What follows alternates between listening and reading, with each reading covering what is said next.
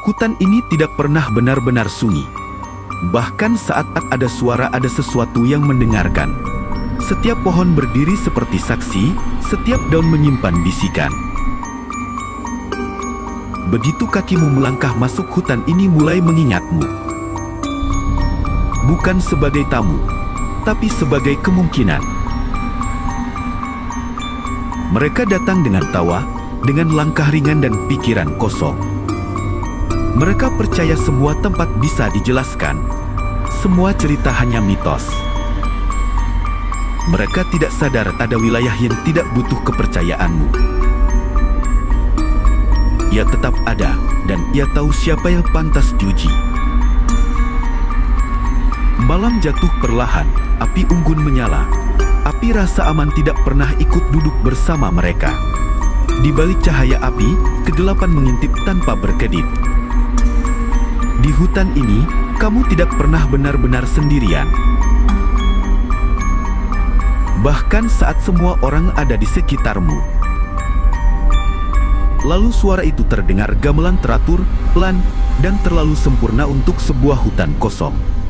Nada itu tidak memanggil telinga, ia menyusup ke pikiran.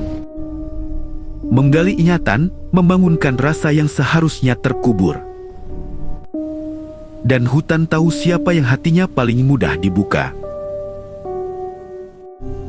Dari balik kabut, sosok itu menari. Kakinya melangkah tanpa suara, tubuhnya bergerak tanpa ragu. Selendannya melayang seolah udara sendiri tunduk padanya. Wajahnya tidak jelas, tapi semua merasa ditatap. Ia tidak mencari perhatian, ia sedang memilih. Sejak malam itu, batas antara sadar dan mimpi mulai kabur. Mata terpejam, tapi bayangan justru semakin jelas.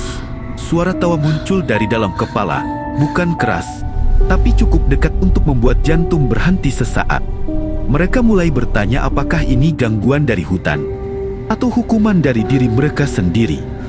Saat tubuh mulai bergerak tanpa perintah, saat pikiran hanya bisa menonton dari kejauhan, disitulah rasa takut berubah menjadi kepastian. Di hutan ini, melanggar adat bukan soal salah atau benar. Hukuman datang perlahan, mengambil kendali sedikit demi sedikit, hingga kamu sadar tubuhmu masih berdiri. Api jiwamu sudah tidak memegang kunci. Orang-orang masih berdebat tentang lokasinya. Banyuwangi Bondowoso, tapi hutan itu tidak peduli pada peta. Ia hanya peduli pada jejak. Desa penari tidak pernah menghilang. Ia hanya bersembunyi, mengamati, menghafal. Dan jika suatu malam kamu mendengar gamelan dari dalam hutan, lalu kakimu ingin melangkah sendiri, itu bukan rasa penasaran. Itu tanda bahwa kamu sudah diperhatikan. Karena penarinya tidak pernah salah memilih.